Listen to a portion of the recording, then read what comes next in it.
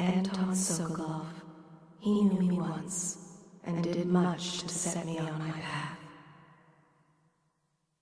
Yes, Sokolov's a foreigner, with the looks and manner of a Tivian swineherd, but he is also a great genius. Not all his knowledge was gleaned from academy books. Some is gained from the maidservants he beds. What the aristocracy will pay for a portrait painted by Anton Sokolov, if only they knew how much he detests them. The city owes much to this great mind. Let him drink, and find company where he can.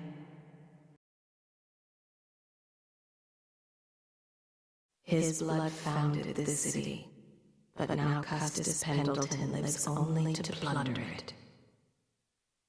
Custus is considered the smartest and the cruelest of the Pendleton brothers. His attachment to his twin brother Morgan is not wholesome. He was raised to believe the world is but a toy for him to play with. He has one of the keenest minds for business in all of Bristol.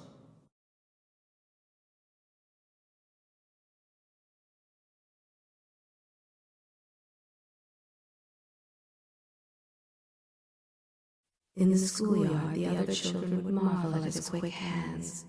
One day, a man came for young Daud and led him away. No, there is no turning back from the path he has chosen. Paid assassin, Daud. The last thing the Empress felt was his blade. His hands do violence, but there is a different dream in his heart. Why have you brought me here? Am I meant to forgive this man for what he did?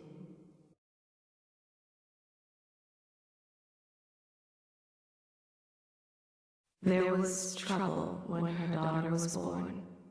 Then the doctors told her there would be no more children. In her thoughts now, the tawdry events of last night, an arrival she schemes against. That is Esma Boyle. She drinks to forget herself. When there are teeth marks on her skin, she is careful to dress away from servants' prying eyes. When her family held a dinner for Sokolov, Esma sat with him. They spoke of many mysteries and the messages that can be read in the stars.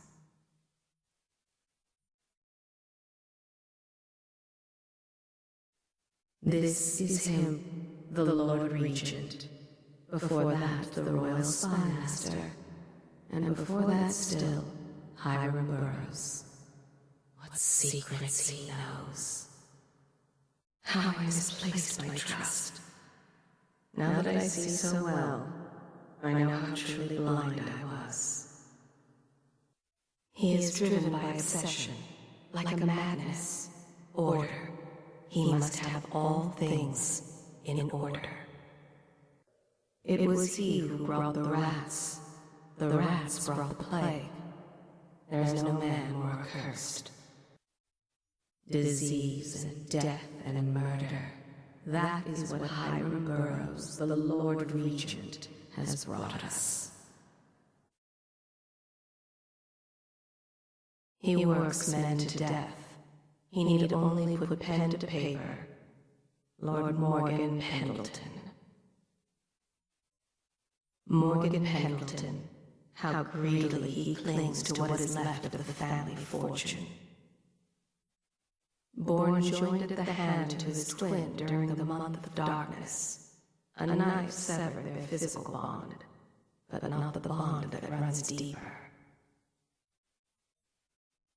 The women of the Golden Cat have become accustomed to Morgan's unusual requests. He takes cruel pleasure in others' discomfort.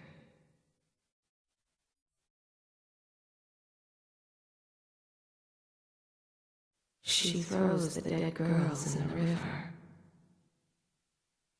She learned long ago not to grow fond of any of the girls.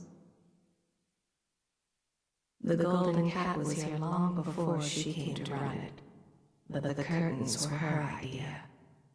The plague is the least of her worries. She holds her head high now, but once she worked the streets and wore naught but filth.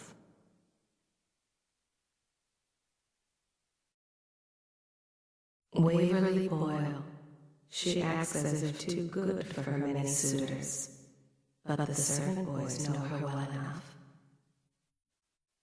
The youngest of the Boyle women, she suffers from reckless frivolity, followed by long bouts of melancholy. The society of Dunwall know better than to make an enemy of Waverly Boyle. A favorite game of hers is to befriend a young socialite, and then see her ruined within a year. A servant from Morley once stirred her so deeply, she had him killed the next day.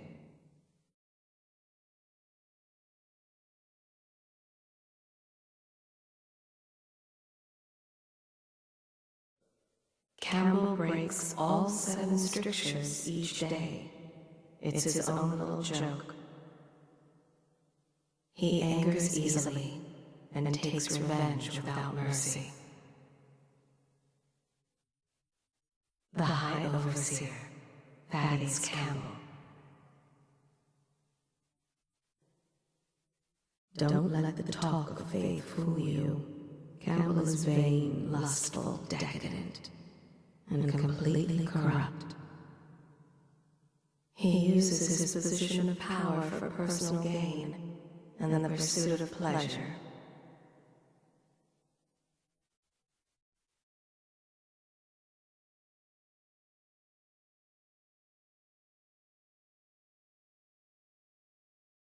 Morris Sulivan, executioner and torturer.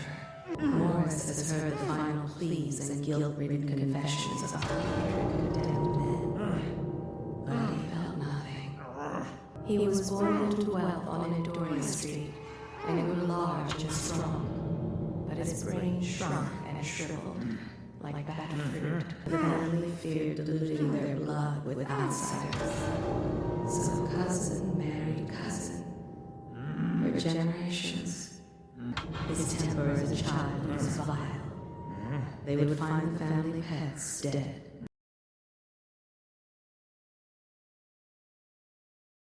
When she's alone, Lydia plays the harpsichord.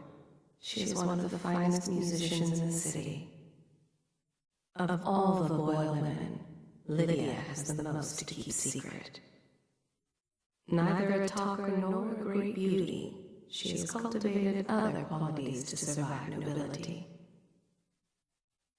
She worries about rumors. She keeps a close eye on the servants. Her servants never last long, and no one dares question her about their whereabouts.